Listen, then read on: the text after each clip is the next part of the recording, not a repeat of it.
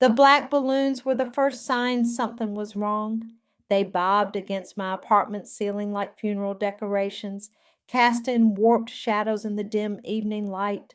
My key still hung in the door as I stood frozen in the entrance, staring at the macabre birthday setup that had invaded my living room.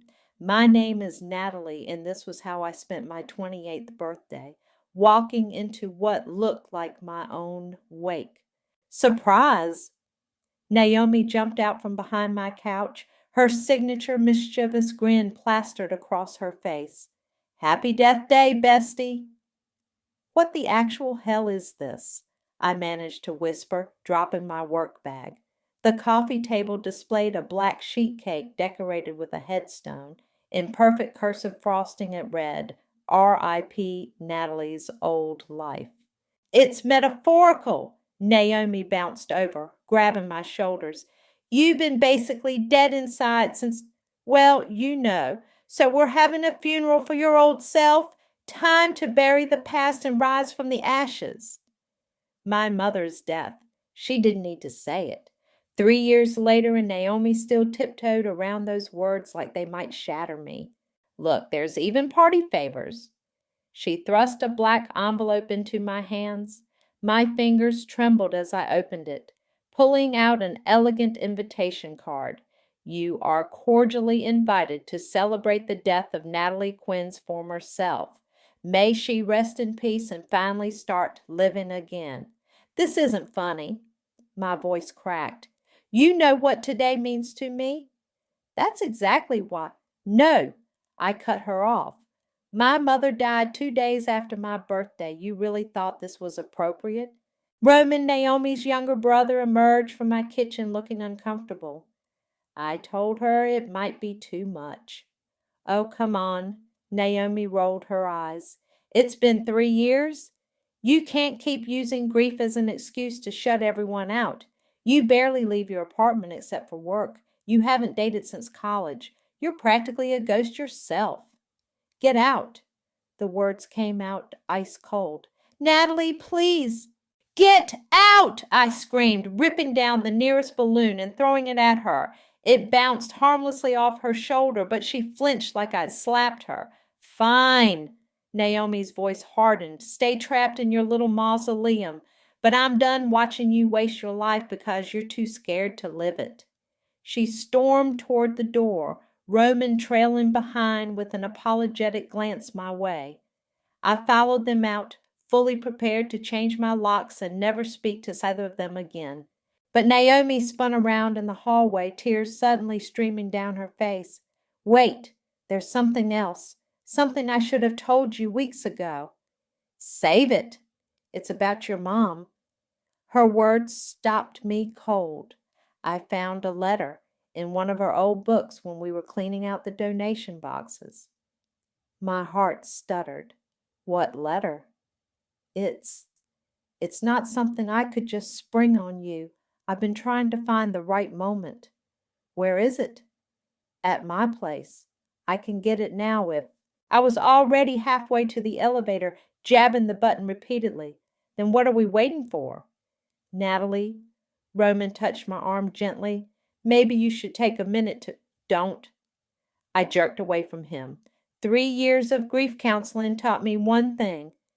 There's no right time for truth. So either we go get that letter right now, or our friendship ends here. The elevator dinged. Naomi's face was pale as she stepped in beside me. Just remember, she whispered as the doors closed, I really did think I was protecting you. My stomach dropped, but not from the descent. Whatever was in that letter, my best friend's guilty expression told me everything I needed to know. My mother's death wasn't the only secret I'd been living with, and this birthday party wasn't just about metaphorical funerals. It was about buried truths finally clawing their way to the surface. Naomi's hand shook as she pulled the letter from a hollow book, my mother's old copy of Jane Eyre. The paper was yellowed, creased from being folded and unfolded countless times. I recognized Mom's handwriting instantly, those elegant loops that used to grade my homework and write birthday cards. I found it while sorting donations for the library sale, Naomi said softly. It fell out when I was pricing books. The date at the top made my breath catch.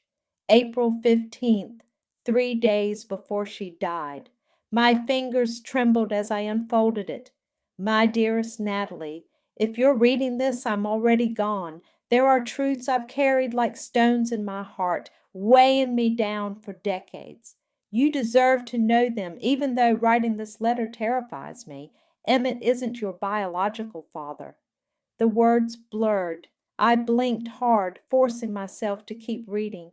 I met your real father during a difficult time in my marriage. He was powerful, charismatic, and dangerous in ways I didn't understand until it was too late. When I discovered I was pregnant, Emmett forgave me. He agreed to raise you as his own, to protect you from a man who would have destroyed us both. Please don't go looking for him, Natalie. Some truths are better left buried. If she finds out, we're both in danger. I'm sorry for... The letter ended abruptly, like she'd been interrupted mid-sentence. I looked up at Naomi, who was watching me with tears in her eyes. Who's she? I demanded. I don't know. Naomi reached for my hand, but I pulled away. That's all there was. 3 years. My voice shook. You've known this for 3 years and said nothing? I was trying to protect you. You were barely functioning after she died. How was I supposed to drop this bomb on you? That wasn't your choice to make. I slammed the letter down on her coffee table. You had no right to keep this from me. Your mom kept it from you your whole life, Naomi shot back. Maybe she had good reasons. She's dead, and apparently the man I called Dad for 28 years isn't even my father. I started pacing, my mind racing. Did you show this to anyone else? Just Roman. She wouldn't meet my eyes. He helped me track down some information about... You investigated my family behind my back? The betrayal cut deeper with each revelation. What else haven't you told me? Natalie, please. Roman stepped forward from where he'd been hovering in the doorway. We were worried about you. Some of the things we found out about your mom's past, they were scary. Like what? Silence. Like what? There were police reports, Roman said quietly, restraining orders. Your mom was terrified of someone, but the names were redacted. I grabbed my purse, heading for the door. I need to talk to Emmett. Wait, Naomi caught my arm. There's more, other documents, photos. I yanked free. Save them for my next funeral party. Don't do anything rash, she pleaded. Your mom warned you not to go digging. I spun around in the doorway, fury and grief choking me. My mother's dead. My father's not my father, and my best friend's been lying to me for years. Tell me, Naomi, what exactly do I have left to lose? Me? She whispered. You could lose me. I laughed bitterly. I already did. The moment you decided to play God with my life, you stopped being my friend. The door slammed behind me with satisfying force. In the elevator, I pulled out my phone and typed a message to Emmett, the first contact we'd had in over 2 years. We need to talk about Mom and about why you pretended to be my father. His response came seconds later. Leave it alone, Natalie. Your mother did what she had to do. I stared at those words, feeling something harden inside me. They'd all conspired to keep me in the dark. My mother, Emmett, even Naomi. Fine. If they wanted secrets and lies, I'd give them something worth hiding. It was time to find out who my real father was, and exactly what kind of danger my mother had been so afraid of. Emmett's house hadn't changed in the 2 years since I'd last visited. Same pristine lawn, same perfectly trimmed hedges, same hollow emptiness that had settled in after Mom died. He opened the door before I could knock, face grim. You shouldn't have come. Too bad. I pushed past him into the foyer. Family photos still lined the walls. Me at graduation, Mom in her garden, all of us at the beach. Lies captured in perfect Kodak moments. Start talking. He sighed, leading me to the kitchen. coffee? Truth. Your mother is dead, I cut him off. So whatever promises you made to her don't matter anymore. His hand shook slightly as he poured himself coffee. That's where you're wrong. They matter more than ever. Why? Because of this mysterious she Mom mentioned, the one who's supposedly dangerous? His cup clattered against the counter. Where did you hear that? In her letter, the one Naomi found and kept from me for 3 years. Damn it! He ran a hand over his face. I told Salah to burn those letters. Letters? Plural? Sit down, Natalie. No, I'm done being managed and manipulated. Tell me who my real father is. I was your real father. His voice cracked. Maybe not by blood, but in every way that mattered. Then why didn't you fight for me when I left? Why did you let me walk away? Because it was safer that way. The words exploded out of him. Because the further you were from this family, the less likely anyone would connect the dots. I slammed my hands on the counter. Connect what dots? Stop talking in riddles. He reached for a kitchen drawer, hands trembling as he pulled out a thick manila envelope. Your mother left this with instructions to destroy it. I couldn't. Inside were photographs, dozens of them. Mom looking young and carefree at what appeared to be high society parties. Mom in evening gowns, hanging on the arm of a distinguished-looking man I didn't recognize. Mom looking terrified in what seemed to be a courthouse. Who is he? I held up a photo where the man was kissing her cheek, his expression possessive. Clark Underwood, real estate mogul, philanthropist, monster. Emmett's voice was bitter. Your biological father. The name hit me like a punch. Everyone knew Clark Underwood. His buildings dominated the city's skyline. His charity galas made society pages. His business success was legendary. That's impossible. Look at the dates on the backs. I flipped the photos over. 29 years ago. The timeline fit perfectly. There's more. Emmett pulled out another photo, newer. My breath caught. It showed me at about age 2, sitting on Clark Underwood's lap at what looked like a private party. He knew about you, tried to claim you. That's when your mother ran. Why don't I remember this? You were too young, and after the restraining orders, after I legally adopted you, we moved to cities, changed your last name to mine, started fresh. My head spun. But why keep it secret from me all these years? Because Clark never stopped watching, never stopped trying to find ways to get to your mother. The man's obsessed with control, with ownership. If he knew you were asking questions, I'm not afraid of him. You should be. Emmett gathered the photos, shoving them back in the envelope. Your mother was, right up until the day she died. Something cold settled in my stomach. Are you saying? I'm saying leave it alone, Natalie, for your own safety. I grabbed the envelope before he could hide it away. No, Mom spent her whole life running from this man. I won't do the same. Natalie, I'm going to find out everything he did to her, everything he tried to hide, and then I'm going to destroy him piece by piece, just like he destroyed her. You'll only put yourself in danger. I headed for the door, photos clutched to my chest. Good. Let him come for me. I'm not the scared little girl he once bounced on his knee. Please, Emmett called after me, don't make your mother's sacrifice meaningless. I paused in the doorway. Her sacrifice or your cowardice? The door slammed behind me with finality. In my car, I spread the photos across the passenger seat, studying Clark Underwood's face. In one image, he was staring directly at the camera, his smile cold and calculating. I smiled back just as coldly.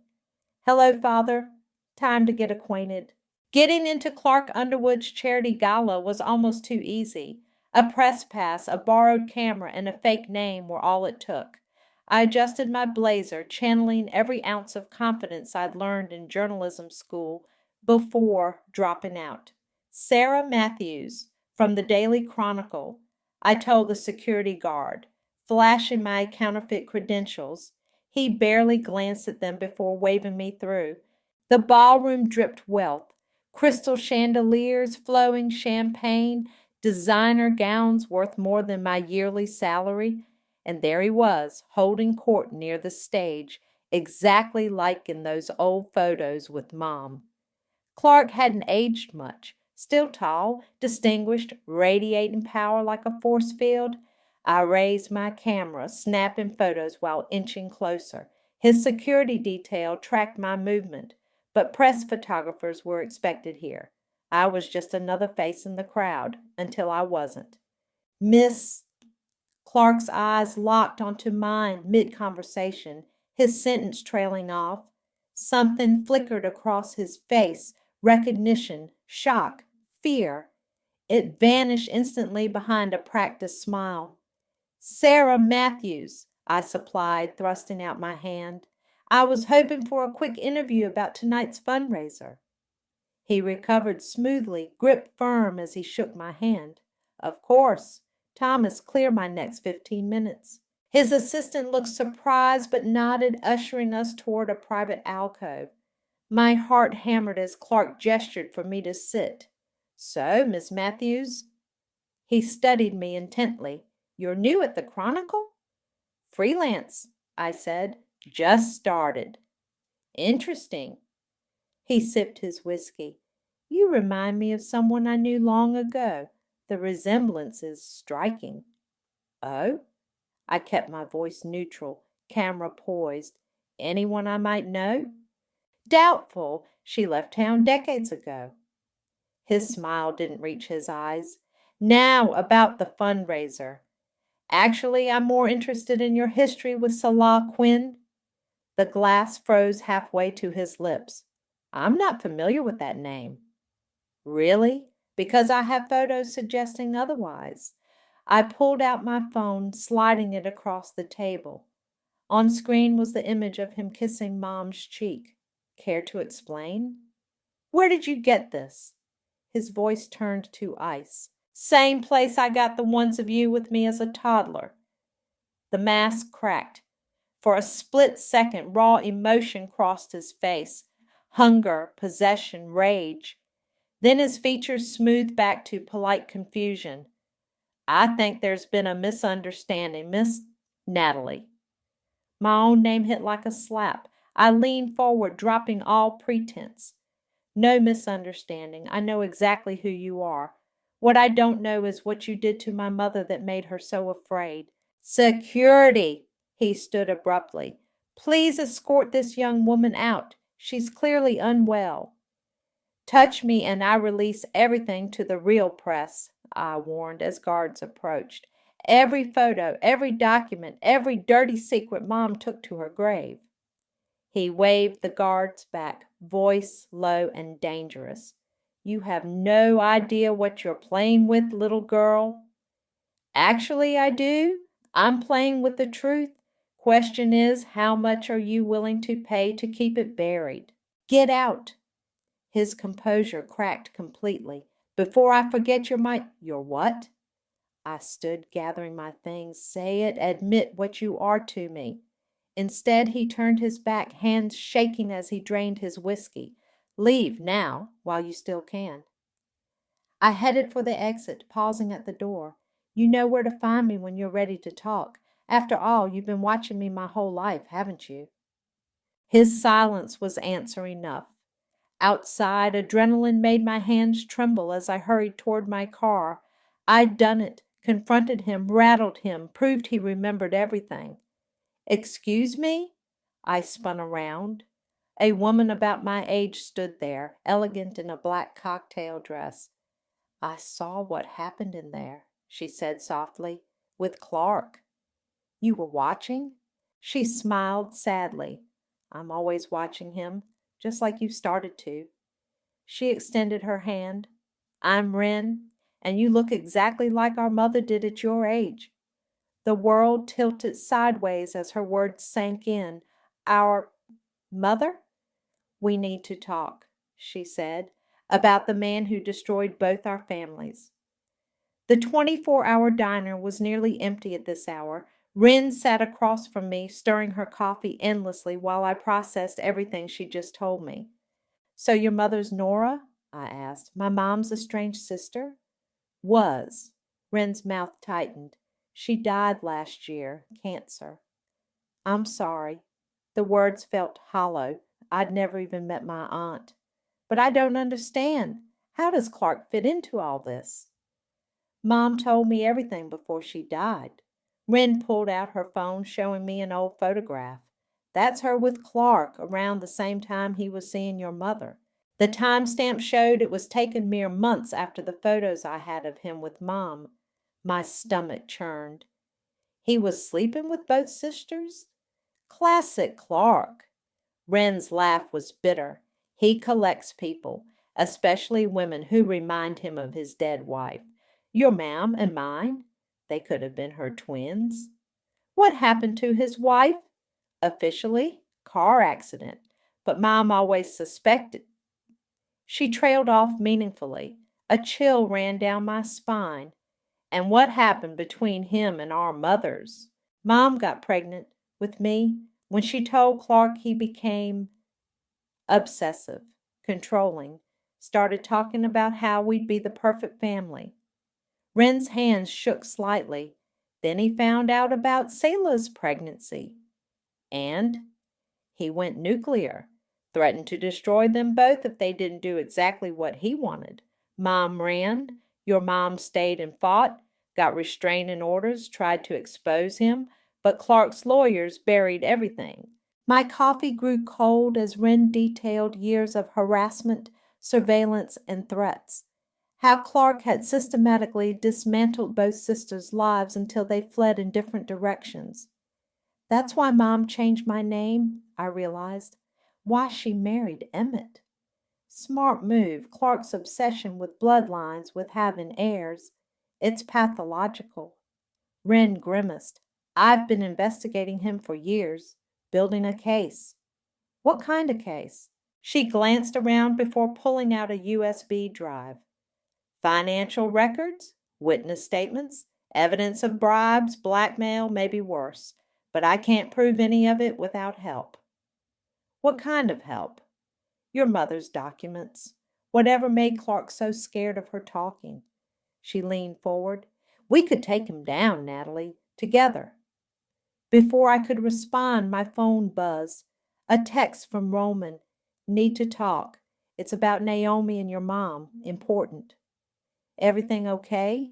Wren asked. I don't know. I stood, dropping cash for the coffee. I need to go, but I'll think about what you said. Be careful, she warned. Now that Clark knows you're looking, he won't stay passive for long. Outside, another text waited. Meet me at Murphy's bar. Come alone. Roman was already there when I arrived, nursing a beer at the corner table. His face was drawn, troubled. What's going on? Naomi's been lying. He wouldn't meet my eyes. About everything. What do you mean? The letter? She found it 3 years ago, right after your mom died. But that's not all she found. He pulled out a thick envelope. There were photos, documents, a whole file about Clark. She's been in contact with him. My blood ran cold. What? She thought she was protecting you, made some kind of deal with him to keep quiet. Roman pushed the envelope across the table. But I can't keep covering for her, not after seeing what's in here. My hands trembled as I opened it. Inside were emails between Naomi and Clark dating back 3 years, discussion of payments, arrangements, surveillance photos of me. My best friend, I whispered. She's been spying on me for him. I'm so sorry. Roman reached for my hand, but I jerked away. Does she know you're showing me this? No, and she'll probably never forgive me. He finished his beer. But you deserve to know. I stared at the evidence of Naomi's betrayal, something dark and cold crystallizing in my chest. First my mother's lies, then Emmett's cowardice, now my best friend's treachery. Thank you, Roman. I gathered the papers carefully, for choosing truth over loyalty. What are you going to do? I thought of Wren's USB drive, of all the secrets waiting to be exposed. I'm going to burn it all down, I said softly. Every last lie they built their lives on. I waited for Naomi in her apartment, sitting in darkness. The spare key she'd given me years ago, a symbol of trust now turned weapon, had let me in. The emails from Clark were spread across her coffee table like a confession. The lock turned. Light flooded in as she entered, humming to herself. Jesus! She jumped when she saw me. You scared me half to death. Funny choice of words. I reached over and turned on the lamp. Considering how much death you've been dealing in? Her face went pale as she spotted the papers. Where did you get those? Roman. Turns out he has a conscience, unlike you. Natalie, I can explain. 3 years. I shot to my feet. 3 years of taking Clark's money to spy on me, to keep me in the dark. It wasn't like that. Tears sprang to her eyes. Your mom came to my dad before she died. She was terrified, rambling about Clark finding you, about someone named Wren. You knew about Wren, too? I knew there were other children. That's why I had to protect you. She stepped toward me. Clark promised to leave you alone if I kept you away from the truth, if I made sure you never went looking. So the funeral party? The intervention about my dead life? That was all him. No, I mean, yes, he suggested I push you to move away, start fresh somewhere else, but stop lying! I hurled the papers at her. I read the emails, every report you sent him about my life, my work, my relationships. You even told him when I started therapy. She crumpled to the couch, sobbing. You don't understand what he's capable of, what he did to your mother. Then tell me. Tell me right now, or I swear I'll walk out that door and never look back. Naomi wiped her eyes, looking suddenly older. My dad was your mom's lawyer during the custody battle. He saw everything Clark did to destroy her. The stalking, the threats, the accidents that kept happening to anyone who helped her. What kind of accidents? Car crashes, house fires. One witness had a gas leak that killed her whole family. Naomi's voice shook. When your mom died, Dad recognized the pattern. He thought Clark might have finally gotten to her. The room spun.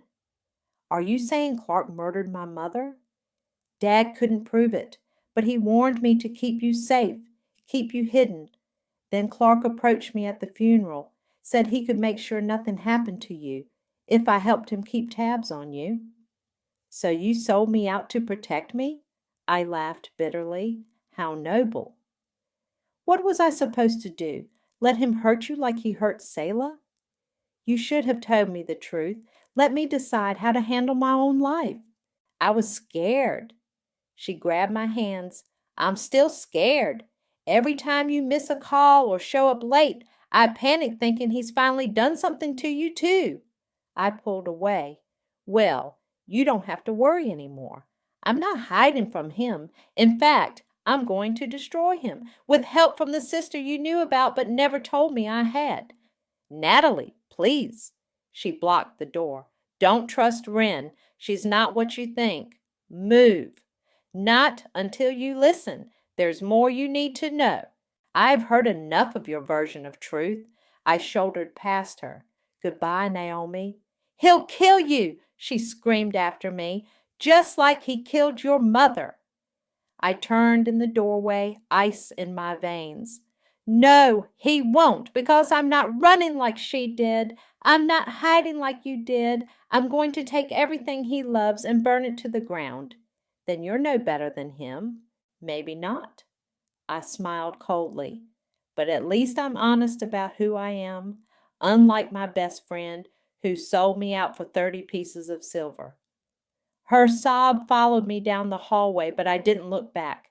My phone buzzed, a text from Wren. Ready to start the fire? I typed back one word. Yes. It was time to show Clark exactly what happened when you push someone too far. And Naomi, she could watch it all burn with him. The news broke at exactly 9 a.m.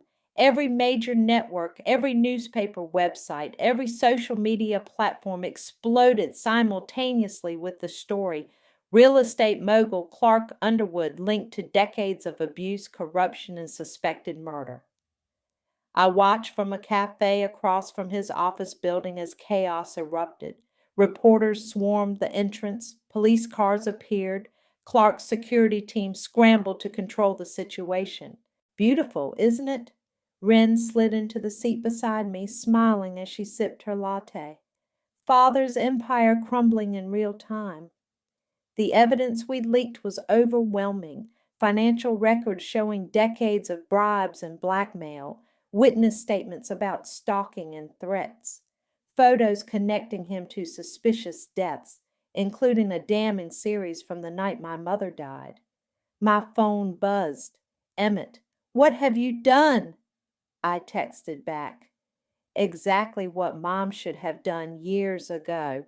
They're arresting his board members, Wren noted, watching live coverage on her tablet, including your former father. I looked up sharply. Emmett, why? He helped cover up illegal adoptions Clark arranged, including yours. She showed me the documents. He knew everything, Natalie, every crime, every death. He chose silence over justice. My hand shook as I read the proof of Emmett's complicity. All this time, men like them protect each other. Wren's voice hardened. That's why we had to tear it all down. My phone exploded with notifications. Naomi was trying to call. Roman had sent a dozen messages. Even my Aunt Nora, who I'd never met, was reaching out.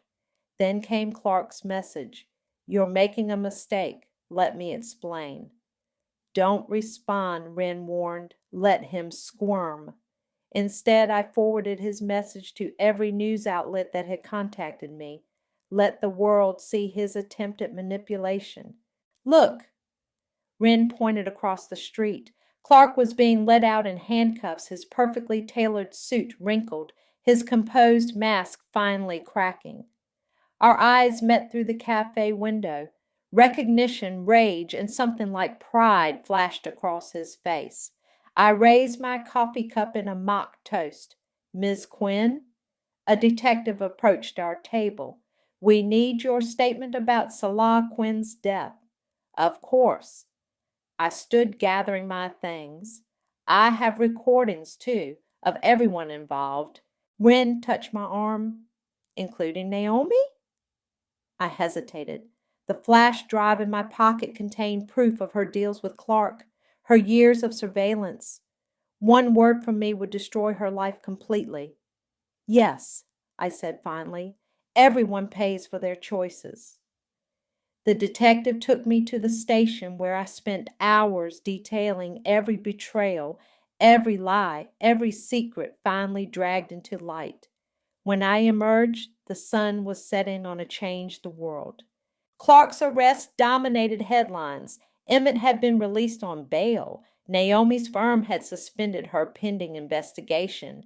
And my Aunt Nora had given an explosive interview confirming everything about Clark's obsession with her and my mother. I drove to my mother's grave the first time I'd visited since her funeral.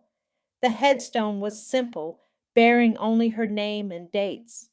I did it, Mom, I whispered. I finished what you started. Natalie! I turned. Wren stood there holding an envelope. Found this in Nora's things, she said softly. It's from your mother, to be opened only after Clark was exposed. My hands trembled as I took it. Inside was a single sheet of paper, dated just before she died. My darling daughter, if you're reading this, you've discovered the truth and chosen revenge. I understand. I wanted it too. But revenge makes survivors of us all, and never the same person twice. I'm sorry for the lies. Sorry I wasn't strong enough to fight him while I lived. Sorry I left you to carry this burden. Please remember, you are not his daughter. You are mine, and you are stronger than either of us ever was. Love always. Mom. Wren touched my shoulder. You okay? I folded the letter carefully, tucking it away. No, but I will be. What now? I looked at the setting sun, thinking of all the lives changed today, some destroyed, some freed, all forever altered by truth finally breaking free. Now, I smiled grimly, now we watch it all burn. The garden behind my mother's old house was overgrown now, roses tangling with weeds, her beloved hydrangeas fighting for space against invasive vines. I sat on the rusty bench where she used to read to me, holding the hollow book where everything had started. My phone buzzed. News alerts about Clark's guilty plea, about Emmett's deal with prosecutors, about Naomi's public apology and resignation. I thought I'd find you here. I didn't turn around. How did you know, Roman? Because this is where it all began. He sat beside me, where your mom used to hide her secrets. Did Naomi send you? No, she's not doing well. His voice was heavy. The investigation into her firm's involvement with Clark destroyed her career. She's moving back home with our parents. Good. Is it? He gestured at the wild garden. Look around, Natalie. Everything's broken. Everyone's hurt. Is this what revenge was supposed to feel like? I opened the hollow book, touching the space where Mom's letter had hidden. You think I should feel guilty? I think you should feel something besides anger. My phone buzzed again. Wren, turn on the news, now. I pulled up the live stream. Clark stood outside the courthouse after his plea deal, looking directly into the cameras. To my daughters, he said, voice steady, you've won. You've taken everything I built, but remember, you are still mine. My blood runs in your veins. My strength made you capable of this destruction, and one day you'll understand why I did everything I did. I clicked it off, stomach churning. He's wrong, Roman said quietly. You're not like him. Aren't I? I destroyed lives, broke bonds, burned everything down. No, he took my hand. You exposed truth. There's a difference. Is there? I stood walking through the overgrown paths. My mother died keeping secrets. Emmett lived a lie protecting me. Naomi betrayed me trying to save me, and I became exactly what Clark wanted, someone capable of ruthless revenge. Stop. Roman caught my arm. You became what your mother couldn't be, strong enough to fight back, to end his reign of terror. At what cost? The cost of truth. It's always high. He gestured around. But look, even in destruction there's growth, wild and messy, but alive. I touched a rose, thorns pricking my finger. Mom loved order in her garden, everything in its place. Maybe that's why she could never break free. She tried to control everything instead of letting it grow naturally. He smiled sadly, like you did. My phone rang. Wren. Did you see? She asked when I answered. Yes. He's wrong about us, she said fiercely. We're not his legacy. We're our mother's revenge. I thought of Mom's final letter, of her apology for not being strong enough. No, I said slowly. We're our own people, making our own choices. So what now? I looked at the tangled garden, at Roman waiting patiently, at the hollow book that had started everything. Now we stop letting Clark define us. Stop letting revenge drive us. I took a deep breath. We live. Just like that? No, not just like that. But it's a start. I hung up and turned to Roman. Help me clear this garden? He rolled up his sleeves. Where do we begin? With the truth, I said, pulling on gardening gloves. It's like these weeds, messy and painful to dig out, but necessary for new growth. We worked until sunset, clearing space for fresh plantings. My phone stayed silent. No more news alerts, no more messages from the past. You know what today is? Roman asked as we finished. My birthday, I realized. Full circle from that funeral party. Happy real birthday, he said softly. No fake deaths required. I looked at our work, the garden cleared but not perfect, ready for new life but bearing scars of the old. I did attend my own funeral, I said. The death of who they all wanted me to be, the death of lies and secrets and fear. And who are you now? I smiled, touching the roses my mother planted, wild but still blooming. I'm alive, I said simply, and that's enough.